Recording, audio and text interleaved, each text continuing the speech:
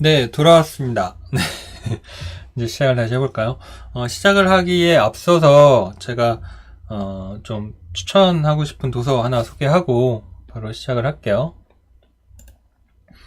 무엇이냐 하면 제가 시네마 4D 처음에 접하게 됐을 때 좀 자료들이 많이 없어서 고생을 많이 했는데 그때 그래도 가장 도움을 많이 받았던 책들 중에 하나입니다. 그래서 지금 저도 좀 책을 원하시는 분들은 시네마 4D 책 관련된 책 도서 안에서 이 책을 보시면 진짜 많이 도움이 되실 거예요. 그래서 버전은 뭐 요즘 최신 버전에 대한 얘기를 하는 것은 아닌데 모든 세세한 그 누구도 설명하지 않는 그 세세한 옵션들까지 개념들까지 다 친절하게 설명을 해주고 있어요. 그래서 파트 1, 2로 구성되어진 책인데 저는 이거 읽고 도움을 되게 많이 받았거든요.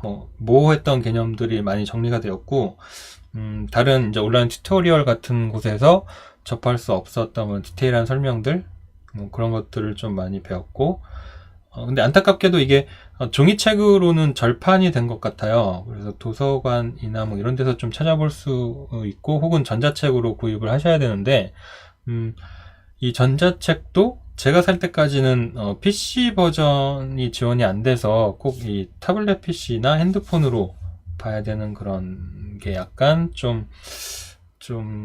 그게 꼭 있어야 볼 수 있으니까 그게 좀 신경 쓰이긴 하지만 이게 좀 다시 PC 버전으로 다시 지원을 해주거나 종이책으로 다시 나왔으면 하는 마음이 큰데 아직까지 재판을 안 하는 것 같아요. 그건 제가 속속들이 알 수 없기 때문에 이 책에 대한 네, 그렇습니다. 네. 엄청 도움을 많이 받았고요. 이 책은 제가 모든 학생들에게도 추천을 해주지만 종이책으로 구입할 수 없는 그런 좀 안타까운 점이 있는 게 좀 아쉽죠. 네. 아무튼 네, 부끄럽습니다. 그 앞에서 제가 이런 것들을 하고 있으니 많은 좀 도움을 부탁드리고요. 혹시 제가 오류가 있거나 미처 놓치는 부분이 있으면 좀 많은 도움 좀 부탁드리겠습니다. 네, 감사합니다.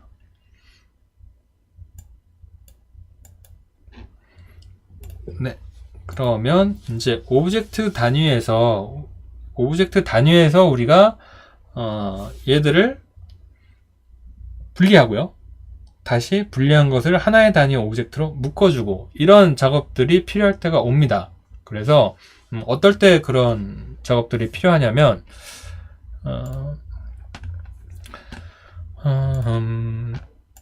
예를 들어서 이렇게 예를 들어 볼 수 있겠어요. 자, 만약에 이 안에 큰 덩어리에 디테일 요소로서 이 부분을 만약에 모델링을 해야 된다. 근데 지금 재질이 하나지만 재질이 분리되어 있거나 완전히 분리된 그런 파트감을 묘사를 꼭 필요하다라고 할 때는 지금 바탕이 되어 있는 면과 이 돌출되어 있는 면이 분리되어야 될 필요성이 있다라는 거죠. 근데 그거를 옛따로 하는 것이 아니라 이 큰 바탕이 되어 있는 이 부분을 따로 또 분리를 시켜서 별개의 오브젝트로 분리시켜 가지고 이제 다른 또 묘사를 하고 이런 식의 전개를 할 때 여러분들이 하나의 덩어리를 바탕으로 해서 그 일정한 어떠한 부분을 덜어내서 꼭 작업을 해야 될 경우 그런 접근들을 심심치 않게 하게 되는데 그럴 때 하나의 오브젝트에서 한 부분을 복제해서 별개의 오브젝트로 떼내거나 아니면 그냥 하나에 붙어져 있는 구조인데 구조상 분리를 시켜야 할 때나 그럴 경우에 여러분들이 지금 제가 말한 이런 분리했다가 떼었다가 붙였다가 하는 것을 이런 오브젝트 단위에서 할 필요가 있습니다. 그래서 이 부분에 대해서 좀 설명을 하고 오늘 간단하게 설명을 하고 시간을 마치도록 하겠습니다. 네. 그리고 네, 그럼 살펴보도록 할게요. 자, 그러면은 큐브를 하나 또 꺼내 보도록 할게요. 네, 큐브를 하나 꺼내고 마찬가지로 지금 저는 3, 3, 3 이렇게 하나하나 입력을 하는데, 만약에 여러분들이 이게 좀 귀찮으신 분들은 아마 요 아이들을 다 선택하셔가지고 뭐 3이라고 이 값을 입력하신 다음에 컨트롤 엔터를 눌러주시면 그 칸이 다 한 번에 입력이 되니까, 좀 귀찮으신 분들은 이렇게 하셔도 됩니다. 근데 저는 뭔가 입력할 때 이런 탭 키를 누르면서 입력하는 거에 대한 그런 좀 이상한 쾌감이 있어서 뭐 일도 뭐 괜히 많이 하는 것 같고, 그런 기분 때문에 하나하나씩 뭐 입력을 하기도 합니다. 참고로 하시고요. 자, 이렇게 에디터블을 해가지고요. 이제 제가 뭐를 할 거냐면, 저는 이거를 이제 선물 상자를 디자인을 한다는 전제하에 뚜껑을 열고 싶어요. 뚜껑을 열고 싶은데, 뚜껑을 열려면 뭐 이에 위에 한 단 정도가 분리되어서 들어 올려져야 되겠죠. 그래서 일단 선택을 해보겠습니다. 면을 선택을 해보고요. 그러면은 제가 들어 올리고 싶은 부분이 이렇게 선택이 되었는데, 얘가 지금 이동을 해보면 붙어서 같이 움직이는 이런 현상을 보실 수가 있어요. 그래서 이럴 때 오른 클릭을 해 보시면 분리에 대한 명령이 두 가지가 있는데, 하나는 disconnect라는 아이입니다. 그리고 하나는 split이라는 아이가 있습니다. 아이콘을 보면은 비슷한데 색깔이 달라요. 그래서 disconnect 같은 경우는 뚜껑이 열려 있는데 같은 색깔이고, split 같은 경우는 분리가 되어 있지만 다른 색깔이죠. 이게 의미하는 것은 얘는 같은 오브젝트 단위에서 구조적인 부분만 띄워주는 게 디스커넥이에요. 디스커넥 실행을 해볼게요. 그러면 이제부터는 얘가 띠용 하고 떨어지죠. 근데 하지만 오브젝트 매니저를 보면은 하나의 오브젝트 단위가 아직은 유지되고 있는 거예요. 그래서 뭔가 하나의 오브젝트 단위에서 그냥 구조적인 것만 분리하고 싶을 때는 여러분들이 디스커넥을 하시면 되고요. 근데 나는 얘를 아예 그냥 밑에 상자대 뚜껑으로 별개의 오브젝트로 띄어서 뭐 애니메이션을 따로 준다든지 뭐 이래야 할 때는 오브젝트가 분리되어야 하니까, 그럴 때는 디스커넥이 아니라 여기 스플릿을 해주셔야 돼요. 스플릿을 해주셔야 얘가 따로 띠용 하고 떨어져 가지고 들어 올려 보시면 지금 뭔가 겹쳐져서 들어 올려지는 게 보여지시는데, 이건 뭐냐면 지금 내가 스플릿을 했을 때 상태가 어떻게 마무리되냐면, 원본에서 선택된 영역이 선택되어 있는 채로 그게 복제돼서 따로 생성이 되는 그런 상태거든요. 그래서 이렇게 들어 올려보면 지금 원본에서 내가 처음에 선택한 부분은 없어지지 않고 그대로 유지되어 있는 거예요.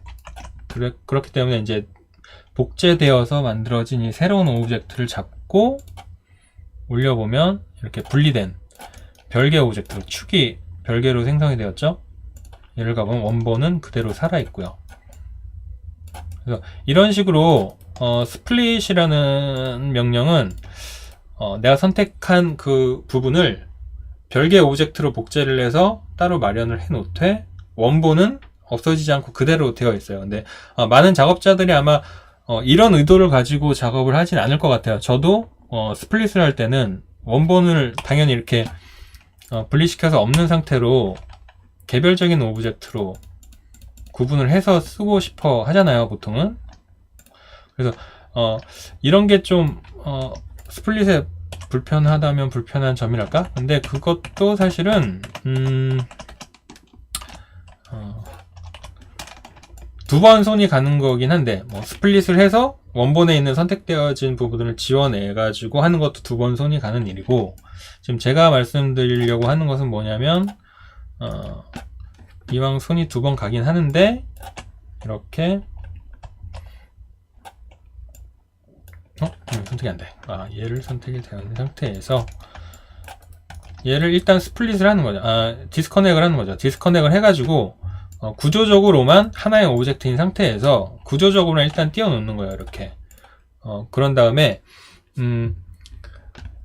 여기 보시면은 어떤 게 있냐면 polygon groups to object라는 아이가 있어요. 이게 뭐냐면 지금 하나의 폴리곤 오브젝트 단위 안에 요 위에 있는 거와 아래에 있는 거를 다른 그룹으로 처리를 하는 거예요. 위에 있는 그룹과 밑에 있는 거를 A, B라는 그 복수의 요소가 합쳐져 있는 그 그룹으로 본다는 거거든요, 컴퓨터가. 그래서 우리가 이 아이를 찾아서 이렇게 실행을 해주게 되면 이 그룹들을 별개 오브젝트로 우리가 띄워준다, 뭐 이런 의미의 명령이 있기 때문에 그건 어디에 있냐면 메쉬의 컨버전이라고 되어 있는 카테고리에 가보면 맨 밑에 이제 폴리곤 그룹 투 오브젝트라고 해서 내가 지금 이렇게 구조적으로 하나의 오브젝트인데 구조적으로 분리되어 있는 이 구조의 폴리곤 그룹을 실행을 시켜주면 하이라키가 생기면서 A, B로 이렇게 별개의 오브젝트로 분리가 됐죠. 그럼 얘는 무엇이냐? 얘는 그냥 전체 누լ 오브젝트 같은 개념인 거예요. 그냥 얘는 아무런 실체가 있진 않습니다. 얘를 꺼내고 얘를 버리더라도 얘가 뭐 크게 변할 게 없어요. 근데 제가 해본 결과는 결론은 뭐냐면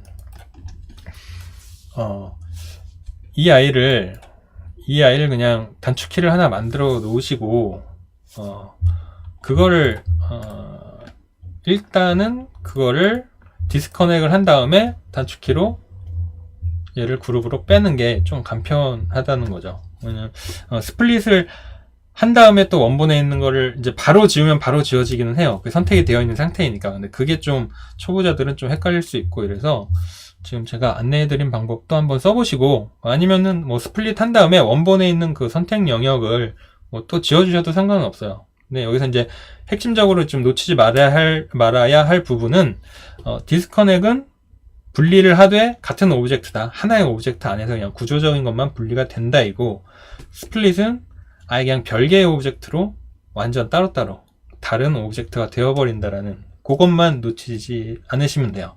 그래서 우리가 어떠한 모델링의 부분을 가지고 모델링을 할 때에는 이렇게 분리시키는 과정이 필요할 수도 있다라는 겁니다. 얘가 하나의 캐릭터의 몸통이라고 가정을 해보고요. 여기가 이제 몸통부라서 벨트가 있어야 된다. 이런 구조로 벨트가 있어야 된다. 그럼 이 벨트가 있는 영역을 토대로 해서 얘를 스플릿을 하는 거죠. 그러면은 얘는 별개의 오브젝트로 이렇게 따로 떨어져 나오잖아요. 그럼 얘를 면을 익스트루드를 하든 두께를 주든지 해서 이렇게 벨트의 모델을 만드는 거죠. 그럼 전체 볼륨을 유지한 채로 다른 파트를 우리가 묘사할 수가 있으니까. 이렇게 분리하고 합치고 이런 것들은 여러분들이 우리가 지금 분리하는 것에 대해서만 제가 얘기를 하고 있습니다. 분리를 했다면 합칠 수도 있어야 되겠죠. 합칠 수도 있어야 되는데 지금 이렇게 볼게요. 얘랑 얘는 다른 오브젝트입니다. 다른 오브젝트인데 우리가 얘를 그냥 하나의 단위의 오브젝트로 폴리곤 오브젝트로 만들고 싶을 때가 있어요. 그래서 그럴 때는 이 오브젝트 매니저에서 오른 클릭을 해보시면 이 커넥터 오브젝트라는 아이가 있고요. 이 커넥터 오브젝트가 지금 내가 선택해 놓은 아이를 하나로 이렇게 딱 뿅 하고 합쳐주는 아이예요. 근데 이 커넥터 오브젝트를 하면 어떻게 되느냐면 커넥터 오브젝트를 해서 이렇게 하나로 합쳐진 오브젝트가 복제가 되어서 원본은 두 개가 그대로 유지가 되어 있고 하나로 합쳐진 복제본이 이렇게 생성이 되죠. 그래서 이 원본은 우리가 지워주던지 아니면은 따로 숨겨놓던지 이래야 하는 상황이고요. 근데 그게 좀 원본을 다시 손댄다는 게 번거로운 사람들을 위해서 이런 것들은 또 오른 클릭을 해서 보시면 Connect Object and Delete라는 메뉴가 있습니다. 그래서 얘는 커넥터 오브젝트로 이제 복제본을 만들고 원본을 지운다라는 그런 의미예요. 그래서 우리가 일일이 지워주지 않더라도 어차피 그냥 원본을 하나로 합쳐지는 게 의도일 경우에는 얘를 커넥터 오브젝트 앤 딜리트를 해주시면 오브젝트 매니저에서 깔끔하게 이렇게 하나로 정리가 되어지고요. 복수의 오브젝트를 다 적용해 주실 수도 있어요. 그래서 이렇게 3개다. 그러면 3개를 오른 클릭하셔서 커넥터 오브젝트 앤 딜리트. 그러면 이 3개의 큐브가 하나의 오브젝트로 인식이 되어지는 거죠. 그러니까 프리머티브를 다 잡아주셔도 돼요. 프리머티브 상태인 아이들을 복수를 이렇게 잡아주셔도 커넥트 앤 딜리트를 하면 그냥 당연히 이제 폴리곤 오브젝트가 되는 거죠. 이런 식으로. 근데 아까 배웠던 것처럼 여기에는 컨버전으로 다시 얘들을 폴리곤 그룹을 오브젝트로 나누고 싶다. 그러면 지금 이 세 개의 큐브들이 하나, 둘, 세 개로 별도의 큐브로 다시 나누어질 수도 있고요.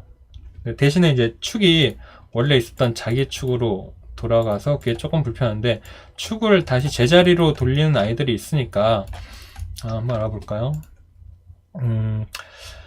엑시스 센터가 어디 있느냐. 엑시스 센터라는 이 명령이 있고요. 메쉬에서 축 센터, 마야에서 이제 센터 피봇을 얘기하는 건데요. 같은 개념입니다. 그래서 여기 보시면은 센터 엑시스 투 오브젝트일 거예요. 그래서 얘를 해주시면 오브젝트의 중심으로 축이 자동으로 와서 딱 붙습니다. 그래서 지금 얘들을 지어보면 지금 이 오브젝트는 이 큐브는 지금 축이 저 왼쪽에 가 있잖아요. 그래서 우리가 뭔가 불편할 때 얘를 다시 센터로 옮기고 싶다, 이런 요구가 되게 많이 느껴지는데, 그럴 때는 엑시스 센터로 가셔가지고 센터 엑시스 투 오브젝트를 해주시는 거죠. 그러면은 그 해당 오브젝트의 중심점으로 축이 뿅 하고 다시 옵니다. 편하게. 그러니까 지금은 저는 지금 제가 쓰는 단축키들을 다 빼놨어요. 여러분들이 헷갈리실까봐.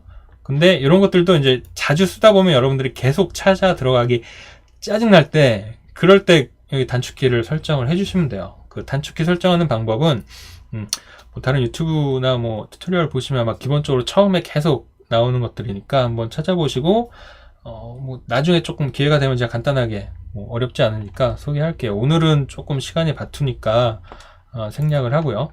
네. 네, 개정판 저도 원합니다. 저도 원해요. 네, 좀 한번 추진 좀 해주셨으면 좋겠습니다. 그리고 어디 봅시다. 그리고 스플라인 세그먼트 앤 시퀀스라는 아이를 다루면 좋을 것 같은데요. 얘는 어떤 것을 뜻하느냐. 지금 저희는 폴리곤 덩어리만 가지고 얘기를 했잖아요. 근데 저희는 선에 대한 요소도 다루게 되거든요. 3D를 하다 보면 당연히 선에 대한 그 구상을, 선에 대한 작업을 하실 수밖에 없는데, 거기서도 마찬가지로 이런 똑같은 뭐 자르고 붙이고 이어붙이고 뭐 분리하고 합치고, 이거를 선 단위에서도 다 할 수가 있어요. 근데 제가 보건대 오늘 이것까지의 설명을 하기가 좀 버거울 듯 합니다. 그래서 요거는 요것은 제가 이 다음 스터디 때 뭐를 할 거냐면요, 이 선을 가지고 만들 수 있는 것들에 대한 얘기를 간단하게 소개를 할 거예요. 그때 이거를 설명하기 이전에 앞단에 지금 우리가 폴리곤을 가지고 지우고 자르고 붙이고 분리했던 것들을 똑같이 스플라인에서 어떻게 하는지, 그걸 다음 스터디에서 제가 간단하게 선으로 보여드리고, 이 선을 재료로 해서 만드는 것들에 대한 스터디를 다음에 진행을 할게요. 그래서 오늘은 세그먼트, 시퀀스 뭐 이런 것들, 스플라인에 이런 세그먼트 단위의 어떤 구조가 있고, 시퀀스라는 거는 이 선은 점들이 딱딱딱딱 찍혀서 선들이 그려지게 되는 것인데, 그런 게 마구잡이로 있는 것이 아니라 이게 순서대로 컴퓨터가 인식을 한다, 뭐 그런 걸 알려드리고 싶어서 적은 거고요. 그거는 다음 스터디 시간에 제가 다시 소개를 해드리도록 하겠습니다. 그래서 오늘 남은 시간엔 지금 뭘 할 거냐면요, 지금 스냅 메뉴랑 레이어 매니저를 소개를 간단하게 해드리고 오늘 스터디 마무리를 할게요. 스냅 메뉴를 먼저 보도록 하겠습니다. 스냅은 뭐냐면요, 뭐 다른 툴에서 말하는 그 스냅하고 같은 개념입니다. 그래서 이해를 돕기 위해서 전 그리드를 다시 켜겠습니다. 우리가 작업을 할 때 이렇게 자유로운 움직임을 갖고 편집을 할 때가 편할 때가 있지만, 어떤 특정 요소들에 딱딱딱 축이 달라붙는 스냅 기능을 사용을 할 때가 좀 편할 때가 있어요. 그래가지고 그럴 때 우리가 이제 스냅 기능을 켜줘야 되는데, 어디서 켜냐면 여기 자석 모드 있죠? 자석 모드. 이 자석 아이콘. 얘 클릭을 해주시면 지그시 눌러보시면 스냅에 대한 이 아이콘들이 모여져 있는 게 있고요. 얘를 이렇게 들어서 이렇게 표시를 해보면 가장 먼저 있는 걸로 이제 켜주게 됩니다. 얘가 마스터 버튼이에요. 마스터 버튼이고 이네이블 스냅을 켜주면 이때부터 스냅이 먹는데 이제 오토 스냅은 이제 3D나 2D 공간을 알아서 잡아준다는 의미이고 요 위에서부터 뭐 점에다 붙일 거냐, 뭐 선에다 붙일 거냐, 면에다 붙일 거냐, 뭐 스플라인에다가 붙일 거냐, 축에다 붙일 거냐, 겹쳐지는 뭐 지점에다가 붙일 거냐, 뭐 그 중간 지점에 붙일 거냐 등등 되게 여러 조건들이 있어요. 근데 여기서부터 여기까지는 어떤 이 오브젝트와 관련된 그런 스냅 조건들이고 복수로 켜줄 수도 있고 이렇게 단일 스냅 조건을 켜줄 수도 있어요. 그러니까 내가 근데 보통은 원하는 조건이 어떤 한 조건일 거예요. 뭐 점에다 붙이고 싶다든지 뭐 버텍스 스냅 같은 경우는 얘를 에디터블을 해가지고요. 내가 축을 이쪽 코너에다가 붙이고 싶어요. 만약에 여기 끝에다가 그러면 축 편집 모드를 켜주고요. 내가 붙이고 싶은 내가 지금 버텍스 스냅을 켜주게 되고 이렇게 그 꼭지점 주변을 어른어른거리면 알짱알짱거리면 이렇게 스냅이 프리뷰가 돼요. 이렇게 미리 보기가 클릭을 그냥 왼쪽 클릭을 해주시면 갖다 붙어요. 굉장히 편하죠. 그래서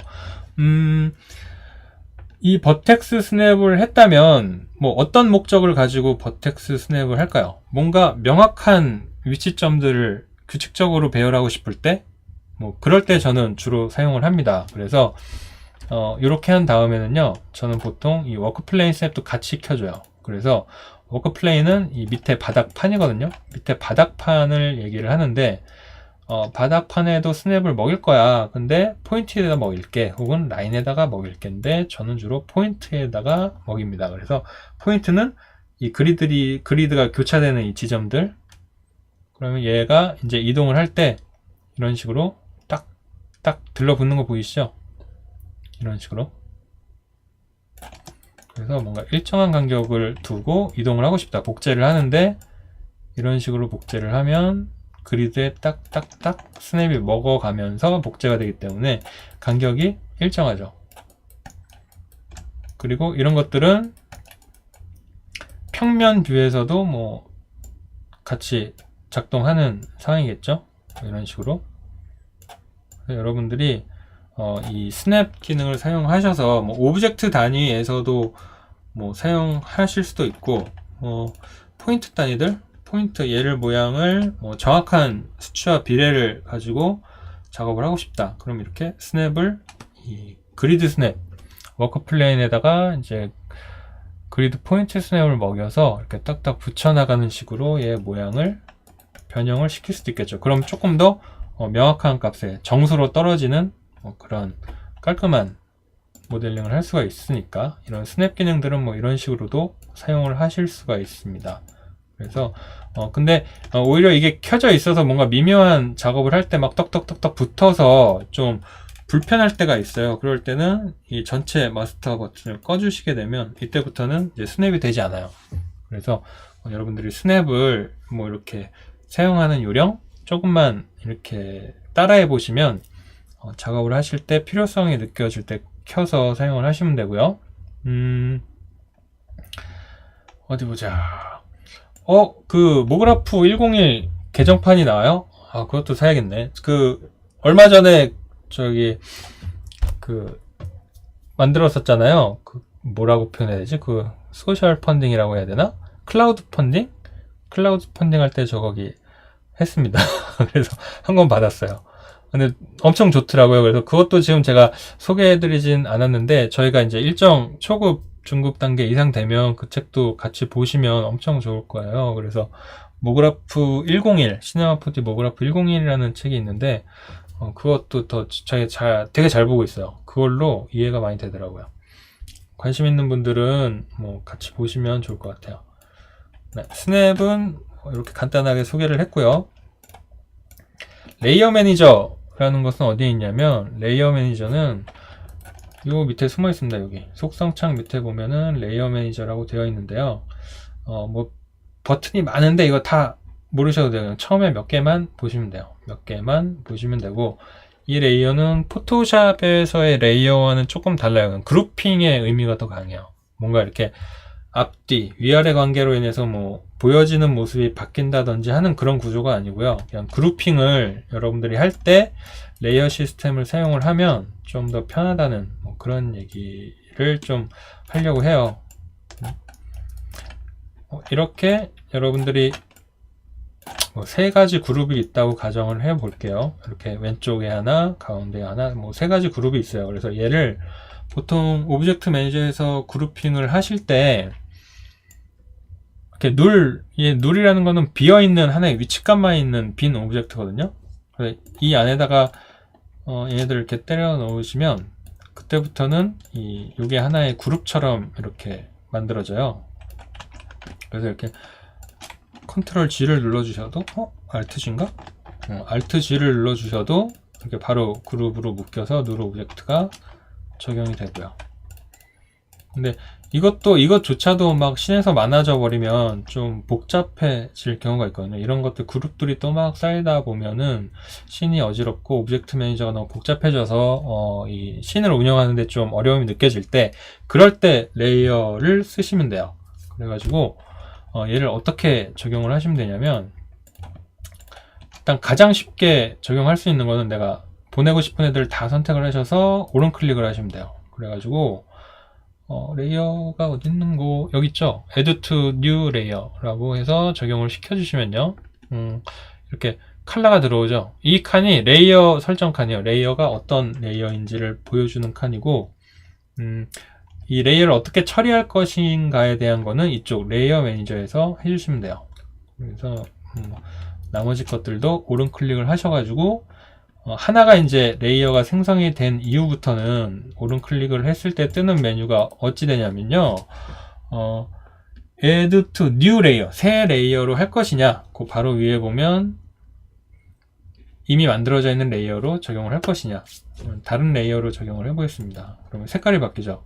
이쪽에서 레이어가 하나가 추가적으로 생성이 되고 그 색깔이 여기서 표시가 되어집니다. 이런 식으로 여러분들이 레이어로 얘네들을 관리하기 시작을 하면, 그때부터는 내가 얘네들을 뭐 안 보이게 하고 싶다 이럴 때 얘네들 일일이 다 꺼주지 않아도 된다라는 거죠.